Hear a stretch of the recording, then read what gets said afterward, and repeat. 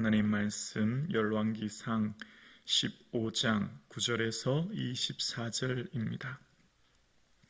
열왕기상 15장 9절에서 24절입니다. 하나님의 말씀입니다. 함께 고백드리겠습니다. 이스라엘의 여로보암 왕 제20년에 아사가 유다 왕이 되어 예루살렘에서 41년 동안 다스리니라. 그의 어머니 이름은 마아가라 아비살롬의 딸이더라. 아사가 그의 조상 다윗같이 여호와 보시기에 정직하게 행하여 남색하는 자를 그 땅에서 쫓아내고 그의 조상들이 지은 모든 우상을 없애고 또 그의 어머니 마아가가 혐오스러운 아세라상을 만들었으므로 태우의 위를 패하고 그 우상을 찍어 기드론 시냇가에 불살랐으나 다만 산당은 없애지 아니하니라. 그러나 아사의 마음이 일평생 여호와 앞에 온전하였으며 그의 아버지가 성별한 것과 자기가 성별한 것을 여호와의 성전에 받들어 드렸으니 곧 은과 금과 그릇들이더라. 아사와 이스라엘 왕 바사 사이에 일생 동안 전쟁이 있으니라. 이스라엘 왕 바사가 유다를 치러 올라와서 라마를 건축하여 사람을 유다 왕 아사와 왕래하지 못하게 하려 한지라. 아사가 여호와의 성전 곳간과 왕궁 곳간에 남은 은금을 모두 가져다가 그의 신하의 손에 넘겨 다메섹에 거주하고 있는 아람 왕 헤시온의 손자 다브림몬의 아들 베나다넷에 보내며 이르되 나와 당신 사이에 약조가 있고 내 아버지와 당신 아버지 사이에도 있었느니라. 내가 당신에게 은근 예물을 보냈으니 와서 이스라엘 왕 바사와 세운 약조를 깨뜨려서 그가 나를 떠나게 하라 하매 베나닷이 아사 왕의 말을 듣고 그의 군대 지휘관들을 보내 이스라엘 성읍들을 치되 이온과 단과 아벨 벤마가와 긴네렛 온 땅과 납달리 온 땅을 쳤더니 바사가 듣고 라마를 건축하는 일을 중단하고 디르사에 거주하니라. 이에 아사 왕이 온 유다의 명령을 내려 한 사람도 모면하지 못하게 하여 바사가 라마를 건축하던 돌과 제목을 가져오게 하고 그곳으로 베냐민의 게바와 미스바를 건축하였더라. 아사의 남은 사적과 모든 건세와 그가 행한 모든 일과 성읍을 건축한 일이 유대왕 역대지락에 기록되지 아니하였느냐. 그러나 그는 늙음하게 발에 병이 들었더라. 아사가 그의 조상들과 함께 잠에 그의 조상들과 함께 그의 조상 다윗의 성읍에 장사되고 그의 아들 요사밧이 대신하여 왕이 되니라. 아멘. 오늘 함께 예배 드리시는 사랑하는 성도님들의 삶에 처음보다 끝이 더 성장하고 더 아름답고 더 영광스러운 신앙이 되기를 주님의 이름으로 축복합니다. 시간이 갈수록 신앙과 믿음이 더 성장할 것인가 퇴보할 것인가 라고 하는 것을 오늘 본문은 우리에게 질문합니다. 이스라엘 왕들에 대한 믿음의 평가가 두 가지 때에 나타나죠. 왕들의 모습 속에서 그 믿음이 정말 하나님이 확인하는 때가 있는데요. 그것은 바로 형통한 때, 성공한 때입니다. 태평성대를 누린 때입니다. 그럴 때 정말 모든 어려움이 없을 때 하나님을 잘 섬길 수 있는가라고 하는 것이고요. 또 하나는 위기가 왔을 때에 어려움이 있을 때 진정 하나님만 의지하고 붙드는가라고 하는 그 두 때에 하나님의 사람들의 믿음을 확인하는 것을 보게 됩니다. 솔로몬 왕은 모든 일이 형통하였을 때 또 나이가 많이 들었을 때 그는 마음이 돌아 우상을 섬겨 하나님 마음을 아프게 했던 것을 봅니다. 그러나 위기 때 하나님을 붙드는 신앙의 삶, 왕들의 믿음을 또한 보게 되는데요. 오늘은 아사 왕에 대한 이야기입니다. 아사 왕은 41년이라고 하는 매우 긴 시간 통치를 합니다. 아사가 통치하는 시간, 북쪽에 있는 북이스라엘은 6명의 왕이 바뀔 정도로 아사는 하나님 앞에 큰 은혜를 받은 왕이었습니다. 아사 왕에 대한 평가가 11절에 나옵니다. 11절에 보면 아사가 그의 조상 다윗과 같이 여호와 보시기에 정직하게 행하여.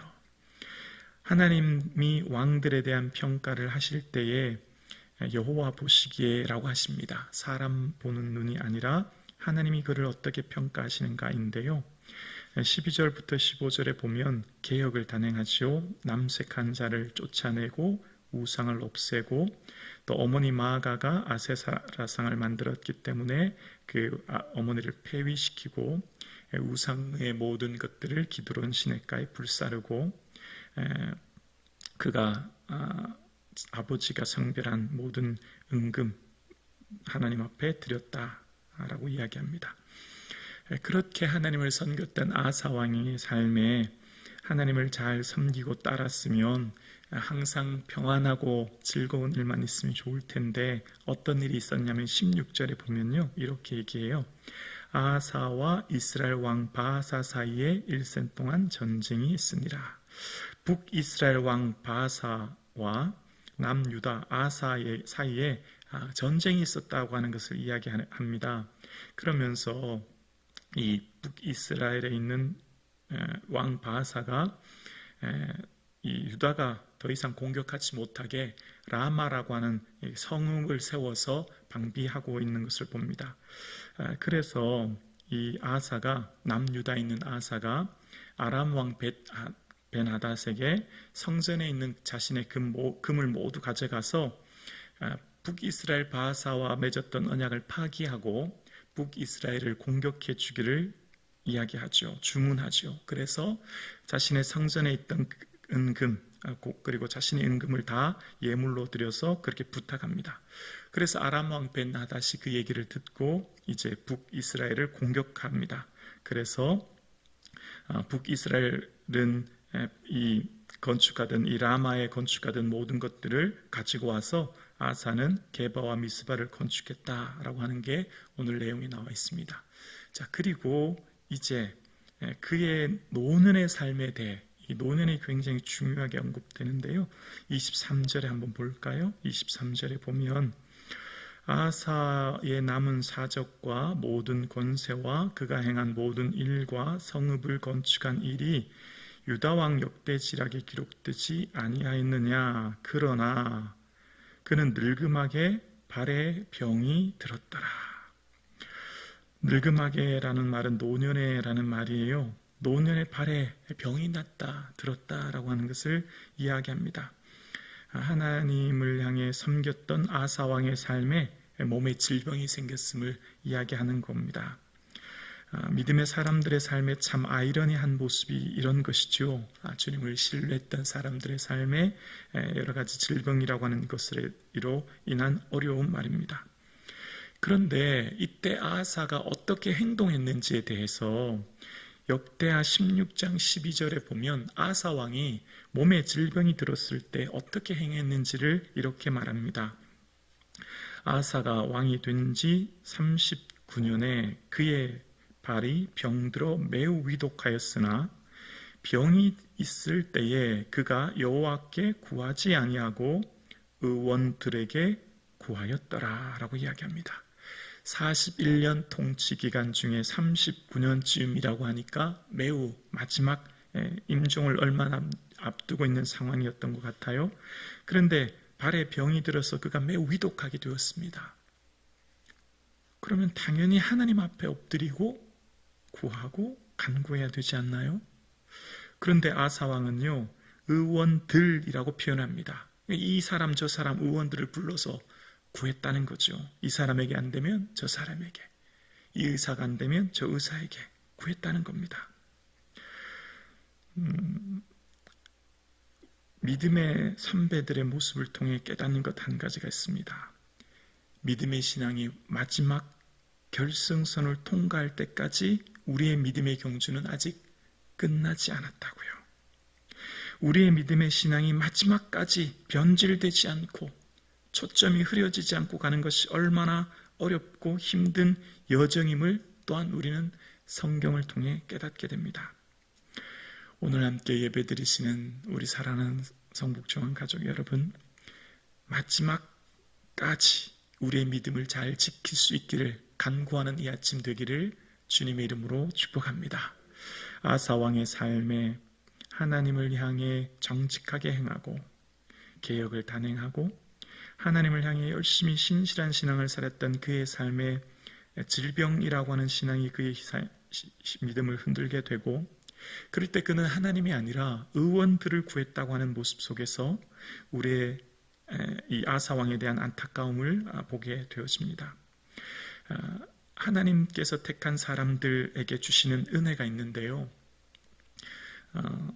죽어서도 영향력을 드러내는 왕 다윗은, 오늘 본문 아사 왕은 다윗성의 장사된다고 이야기하지 않습니까? 하나님께서 다윗을 위하여 예루살렘에 등불을 주시고 아들들을 그 위에 세워주신다라고 약속하셨지요. 히브리서 11장에 보면 이렇게 말합니다. 그가 죽었으나 그 믿음으로서 지금도 말하느니라. 믿음의 힘이 여기 있습니다. 하나님께서 사랑하는 믿음의 사람, 다윗과 맺은 언약, 그것을 기억하신 하나님은 비록 다윗이 죽었지만 그 이후에 일어나는 왕들에게도 그 언약이 유효하여 등불을 세워주셨고, 아사 왕을 하나님께서는 41년 동안 통치하게 하셨고, 또한 그의 삶을 인도하셨고 다윗성에 장사하여 수 있도록 인도하신 하나님, 오늘 예배드리시는 저와 여러분, 우리의 자녀들에게 이 믿음이 유산으로 물려줄 수 있기를 주의 이름으로 축원합니다. 죽었으나 그 믿음으로서 지금도 말할 수 있는 것, 우리가 자녀들에게 줄 수 있는 유일한 유산은 바로 이 믿음인 것이죠.